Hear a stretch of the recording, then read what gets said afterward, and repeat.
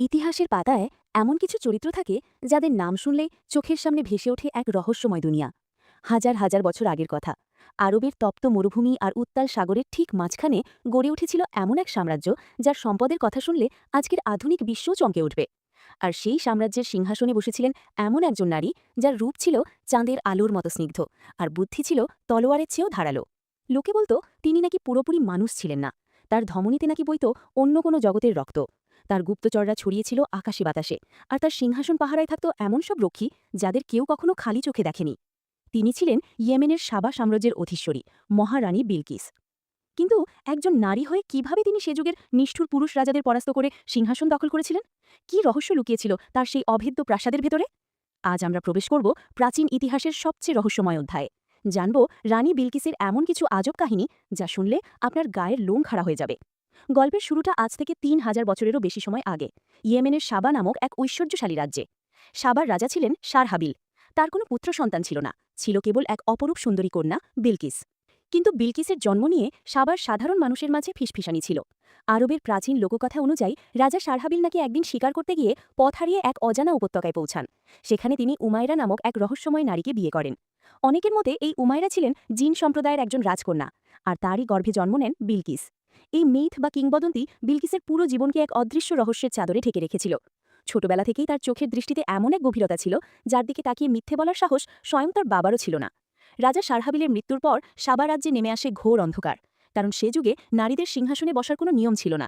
এই সুযোগে আম্র নামের এক নিষ্ঠুর ও অত্যাচারী সেনাপতি জোরপূর্বক সাবা সিংহাসন দখল করে নেয়। পুরো রাজ্য যখন আম্রর অত্যাচারে কাঁপছে, তখন তরুণী বিলকিস প্রাসাদের এক অন্ধকার কামরায় বসে তার জীবনের সবচেয়ে ভয়ঙ্কর ছকটি কষছিলেন। তিনি জানতেন সেনাপতি আম্রর বিশাল সৈন্যবাহিনীর সাথে যুদ্ধ করে জেতা অসম্ভব, তাই তিনি তলোয়ারের বদলে ব্যবহার করলেন নিজের সবচেয়ে বড় অস্ত্র, তার তীক্ষ্ণ বুদ্ধি এবং রূপ। বিলকিস সেনাপতি আম্রর কাছে বিয়ের প্রস্তাব পাঠালেন। আম্র, যে কিনা আগে থেকেই বিলকিসের রূপে অন্ধ ছিল, আনন্দে আত্মহারা হয়ে গেল। বিয়ের রাতে যখন আম্র বিলকিসের প্রাসাদে একা প্রবেশ করল, তখন বিলকিস তাকে এমন এক সুস্বাদু পানীয় পান করালেন যাতে মেশানো ছিল আরবের সবচেয়ে প্রাচীন ও শক্তিশালী ঘুমের ওষুধি। আম্র গভীর ঘুমে তলিয়ে যাবার পর রাতের অন্ধকারে বিলকিস নিজের হাতেও একটি খঞ্জর বের করলেন। কোনো সৈন্য নয়, কোনো যুদ্ধ নয়, এক রাতেই সাবা রাজ্য মুক্তি পেল এক জালিমের হাত থেকে। পরের দিন সকালে যখন দরবারের দরজা খুলল, সাবার মন্ত্রীরা অবাক বিস্ময়ে দেখল রক্তমাখা খঞ্জর হাতে সিংহাসনে বসে আছেন তাদের নতুন অধীশ্বরী, রানী বিলকিস। রানী বিলকিসের রাজত্বকাল শুরু হতেই সাবা রাজ্য যেন এক জাদুর ছোঁয়ায় বদলে গেল। তিনি কেবল একজন রানী ছিলেন না, তিনি ছিলেন একজন মাস্টার আর্কিটেক্ট, একজন অর্থনীতিবিদ এবং একজন দূরদর্শী নেত্রী। তাঁর নির্দেশে তৈরি হল প্রাচীন ইতিহাসের অন্যতম শ্রেষ্ঠ ইঞ্জিনিয়ারিং মাস্টারপিস, মারিব ড্যাম বা মারিবের বাঁধ। এই একটি বাঁধ মরুভূমির বুকে হাজার হাজার হেক্টর জমিকে সবুজ স্বর্গে পরিণত করেছিল। সাবার বাতাস তখন সবসময় সুগন্ধি লোবান, মশলা আর সুগন্ধি কাঠে ম ম করত। পুরো পৃথিবী থেকে ব্যবসায়ীরা তার রাজ্যে আসত। সাবা হয়ে উঠল তৎকালীন বিশ্বের সবচেয়ে ধনী রাষ্ট্র। রানী বিলকিসের রাজধানী এবং তার প্রাসাদ ছিল কল্পনারও বাইরে। তার রাজ্যের মানুষ সূর্য উপাসক ছিল। তিনি নির্মাণ করেছিলেন মাহারাম বিলকিস বা সূর্যের মন্দির, যার বিশাল পাথরের স্তম্ভগুলো আজও ইয়েমেনের মরুভূমিতে কালের সাক্ষী হয়ে দাঁড়িয়ে আছে। তবে সবচেয়ে বেশি বিস্ময়কর ছিল তার সিংহাসনটি। লোককথায় একে বলা হয় আরশে বিলকিস। এটি কোনো সাধারণ সিংহাসন ছিল না। ৮০ হাত লম্বা এবং ৮০ হাত চওড়া এই সিংহাসনটি পুরোপুরি খাঁটি সোনা, হিরে, চুনি, পান্না আর নীলকান্তমণি দিয়ে মোড়ানো। সিংহাসনের উপর পড়া সূর্যের আলো যখন রত্নগুণতে প্রতিফলিত হতো, তখন পুরো দরবারকক্ষ রামধনুর রঙে আলোকিত হয়ে উঠত। কিন্তু এই সিংহাসনটি সাধারণ কেউ দেখতে পেত না। এটি রাখা ছিল প্রাসাদের সবচেয়ে সুরক্ষিত অংশে। এর বাইরে ছিল পরপর ৭টি বিশাল দরজা, আর প্রতিটি দরজায় লাগানো ছিল জটিল যান্ত্রিক তালা এবং পাহারায় থাকত ভয়ঙ্কর সব প্রহরী। রানী বিলকিস কতটা ক্ষমতাবান ছিলেন তার প্রমাণ ছিল এই সুরক্ষিত সিংহাসন। রানী বিলকিসের বুদ্ধিমত্তার খ্যাতি ইয়েমেন ছাড়িয়ে দূর দূরান্তের সাম্রাজ্যগুলোতেও ছড়িয়ে পড়েছিল। কোনো রাজা যদি সাবার দিকে নজর দেওয়ার দুঃসাহস করত, রানী বিলকিস যুদ্ধ করার আগে তাদের কাছে পাঠাতেন অদ্ভুত সব ধাঁধা এবং উপহার। বলা হয় তিনি তার শত্রুদের মনস্তত্ত্ব পড়ার জন্য অদ্ভুত সব পরীক্ষা নিতেন। একবার এক পরাক্রমশালী রাজা তাকে ভয় দেখাতে বিশাল এক রত্নখচিত বাক্স পাঠিয়েছিল, যার চাবি রাজার কাছে ছাড়া আর কারো কাছে ছিল না। রাজা শর্ত দিয়েছিল বাক্স না ভেঙে এর ভেতরের বস্তু সম্পর্কে বলতে হবে।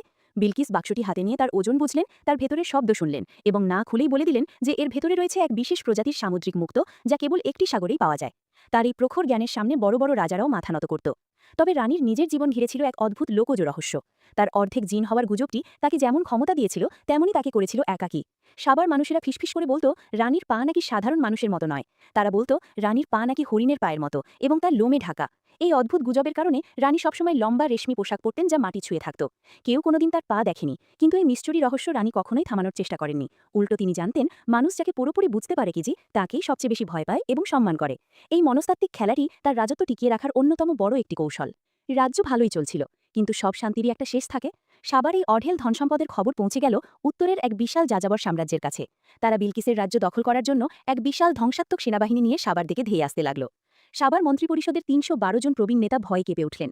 তারা রানীকে বললেন, আমাদের সৈন্য সংখ্যা শত্রুর তুলনায় কিছুই নয়। হে মহারানী, হয় আমাদের আত্মসমর্পণ করতে হবে, নয়তো যুদ্ধ করে নিশ্চিহ্ন হয়ে যেতে হবে। কিন্তু রানী বিলকিস এমন এক চাল চাললেন যা কেউ কল্পনা করেনি। তিনি তার সেনাপতিদের নির্দেশ দিলেন, অস্ত্র নামিয়ে রাখো, যুদ্ধের প্রস্তুতি নয়, মেহমানদের আপ্যায়নের প্রস্তুতি নাও। মন্ত্রীরা হতবাক, রানী কি পাগল হয়ে গেছেন?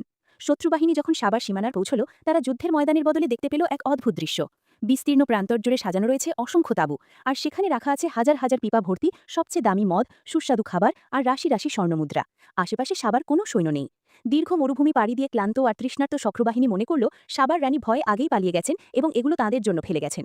জয়ের আনন্দে আত্মহারা হয়ে শত্রুবাহিনী সেই রাতে আকণ্ঠ মদ পান করল এবং উৎসবে মেতে উঠল। কিন্তু তারা জানত না, রানী বিলকিসের পাঠানো ওই বিশেষ মদে মেশানো ছিল আরবের এক বিরল উদ্ভিদের নির্যাস, যা মানুষকে দিনের পর দিন গভীর ঘুমে আচ্ছন্ন করে রাখে। মধ্যরাতের পর যখন হাজার হাজার শত্রু সৈন্য মাটিতে বেহুশ হয়ে পড়ে আছে, তখন রানী বিলকিসের মাত্র কয়েকশো বাছাই করা গুপ্তরক্ষী নিঃশব্দে পুরো শিবির ঘিরে ফেলল। তারা ঘুমন্ত শত্রুদের সমস্ত অস্ত্র কেড়ে নিল এবং তাদের বন্দী করল। বিনা রক্তপাতে, বিনা যুদ্ধে এক বিশাল সেনাবাহিনীকে পরাস্ত করলেন একজন নারী। জ্ঞান আর চাতুর্যের এমন উদাহরণ ইতিহাসে সত্যিই বিরল।